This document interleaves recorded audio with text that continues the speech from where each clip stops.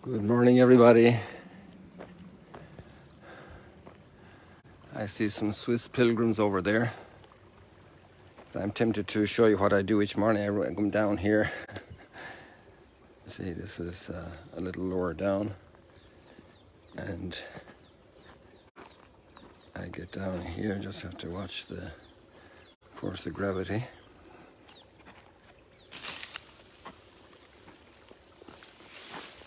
Because with sandals you have to be a bit more cautious in rough ground. Constant flow of water. Imagine the end of August. Tomorrow is the last day of August. And this water is coming in from, that's a big overflow pipe when there's really heavy rain and flooding. In the winter time, you see all the lime that's in the water, the way it's whitening all this area here. Non-stop flowing all year round. Vegetation coming back when the water is low. You can see the water is withdrawing here a little bit.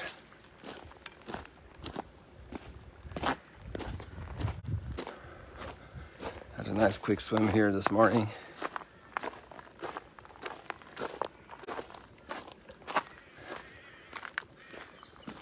It's quiet. People going back to school.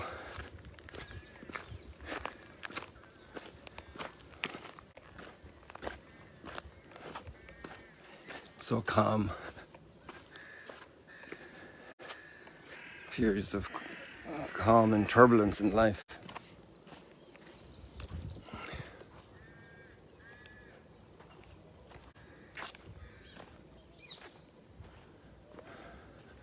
A bit silty here. I like walking out here where I don't sink in the mud until I get enough depth in the water.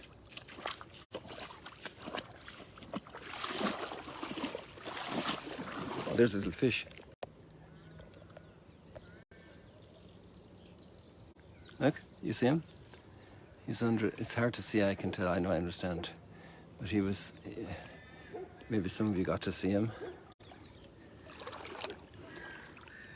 He's obviously gone now. It was actually a huge one a day or two ago here, about maybe 20 inches long. And didn't run off too fast, you know.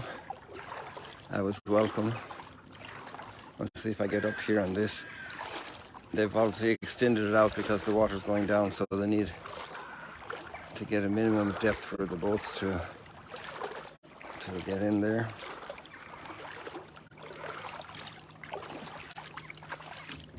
There we go.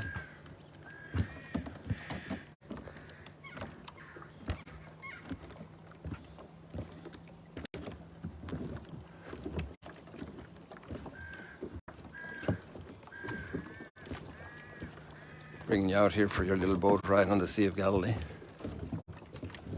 But I don't have the keys to the boat, so what are we going to do, you know?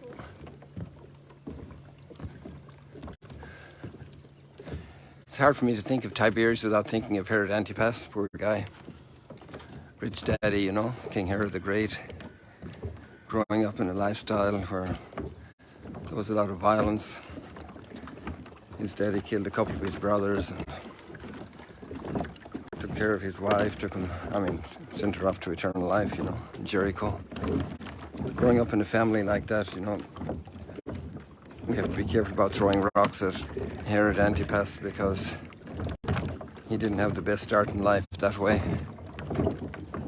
I met a young kid yesterday who was here with the Christian church from Illinois, and he wants to be in law enforcement. We had a great chat about people going into crime, you know, small things first, little by little, to get experience and to keep growing. It's like the spiritual life. You start opening your heart for God, and little by little it starts growing. But it was great to see a young kid going in to study criminology with the best attitude, you know, that great potential to see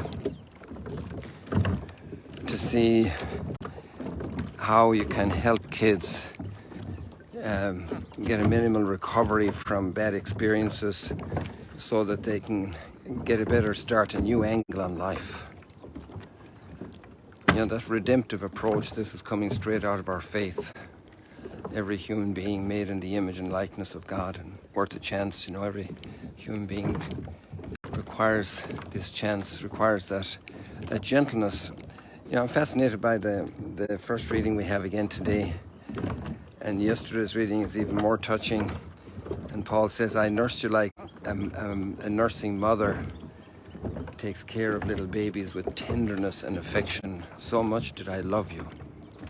You know, when we go out to evangelize with that attitude, to bring good news, news of potential renewal, of redemption of people who are really, really broken, coming from broken homes, have a big lack in their lives, you know. Sometimes grandparents are able to step in and fill some of the gaps. Obviously, one of the greatest things we can do for society is to help to build a family life, to strengthen young couples. And we had a whole group last night here from Georgia, USA, university students. Some are already working, some are chaplains in high schools, just great kids. They were here doing an hour of adoration last night, and we had a chat a little bit late also over here at Duke and Altum. And you know, there's so much good going on in the world, and much more than the evil that's going on. There's a lot of bad stuff going on for sure. You know, horrible things being done to people. But there's more good stuff going on, otherwise the world would fall apart. And this boat probably has a couple of problems. It's older. I don't know how old it is, and probably the owner's taking care of it to a degree, but you know, I just heard about a building that we use a lot in Italy in the summertime, and how it needs a lot of care, a lot of attention, and sometimes you don't have the manpower to do it, you know. Sometimes things get out of control, and then it takes a huge effort to bring a place back into shape again, and much more so a human being.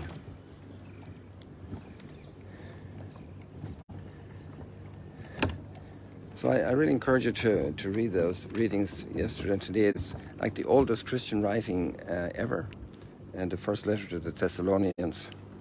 It seems to have been written shortly after Paul had been there and he had to leave in a hurry because of hostility towards his person in Thessalonica. That town still exists in Greece. It was a major town in the Roman Empire at the time. And Paul is there sowing the first seeds of the gospel. And doing it with that love, with that care, with that tenderness. And today it continues, you know, we're still in chapter 2. And he says how, you recall how, brothers and sisters, our toil and our drudgery, working night and day in order not to burden any of you. He was a tent maker. And he labored so they wouldn't have to support him. Isn't this beautiful, the reflection of the clouds here in the lake?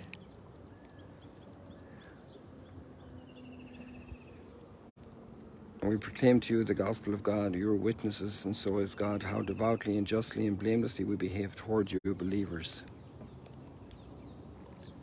As you know, we treated each one of you as a father treats his children, encouraging, exhorting. You know, this goodness, this healthy leadership, this healthy encouragement for growth for young people. This is amazing.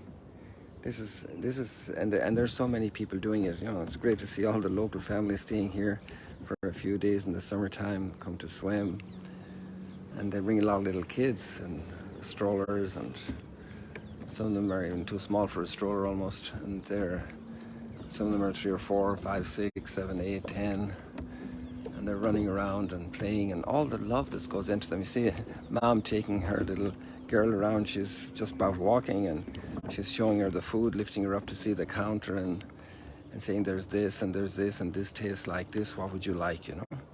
And it's just the nourishment and development of the person, the encouragement, bringing the person out, calling the person out into reality, into growth, into development. All the work that's put into every child by parents. Also, sometimes they have very tough conditions. Maybe if there's an addicted spouse to whatever, if there's financial problems, making ends meet, not easily done sometimes, and raising the child and giving it so much love, And so we have that text from yesterday. Maybe I'll just go back there and look at it, because I really liked it a lot, and I didn't talk about that. I'm out of juice here. My connection isn't alive. So you'll just take it. It's about the mother nursing the little baby. And this is the way I treated you. These are precious lines in the very first writing of Christianity.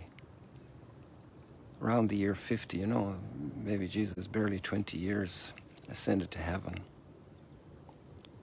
And the communities are growing, spreading across the Roman Empire, go through 300 years of depending on the places and the governors of different stages of persecution, and being underground really for a lot, and not being profiled in society yet, and eventually when profiled, then persecuted because of their profile.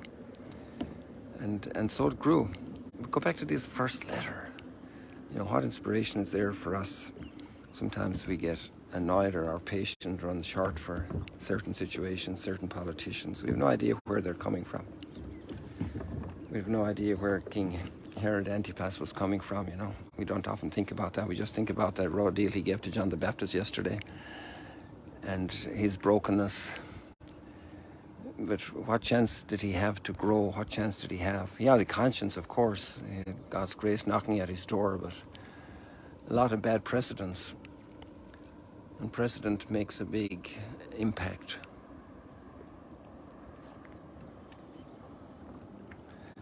I might as well continue and do the 360 for you.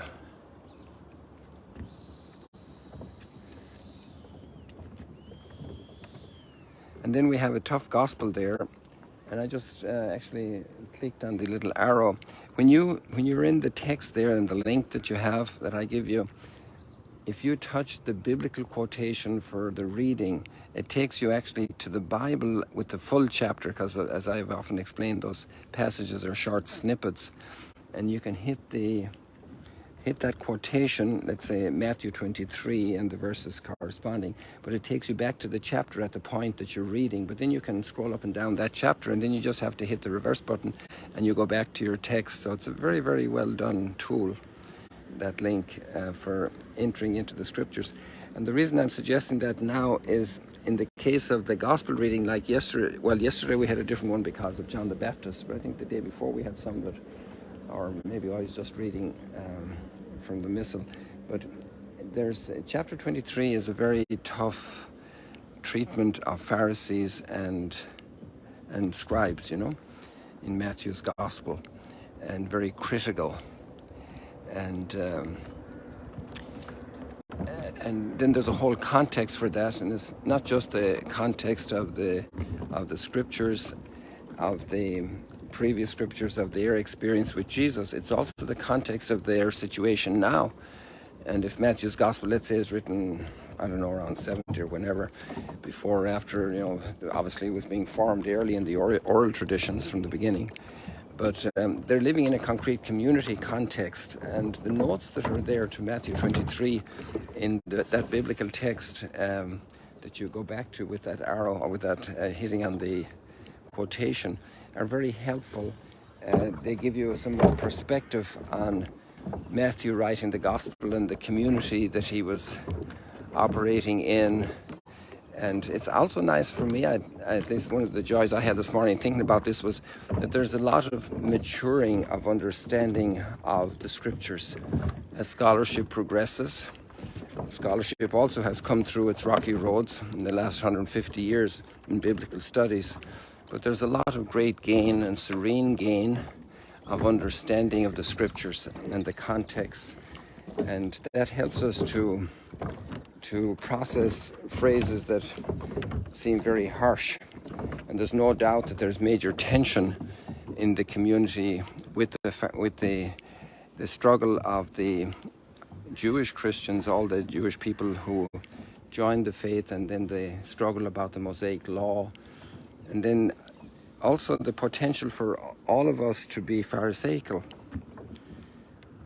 And that's a big challenge, because we can all adhere more to form than to the content, and give emphasis to little things instead of the more important things. So I encourage you to look at that. It'll be very helpful for you. And the psalm then is so precious about how God knows us profoundly. You know, he knows us. We can't really look to the bottom of the water here. We can't see into it. And it's very hard for us to see into the bottom of our hearts. But God does. And he knows us through and through, and he loves us. People, God bless you. See you later, alligators. Enjoy this wonderful gift of a new day. And if you're on the west coast of the Americas, then have a great sleep tonight. And see you in the morning. God bless you all. See you later.